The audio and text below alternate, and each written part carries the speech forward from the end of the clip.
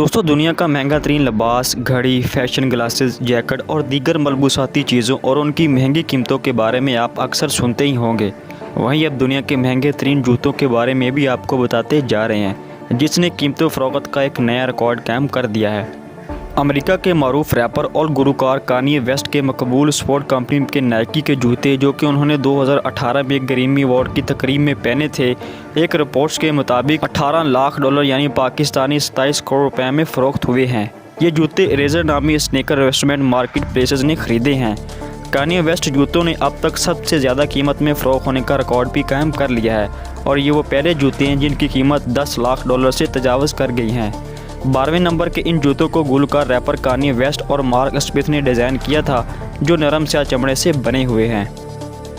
Kanye West के इन जूतों की कीमत 2020 में नीलाम किए गए स्नीकर की जोड़ी से 3 गुना ज़्यादा है, जो $6,15,000 में फ़रोख्त हुए थे।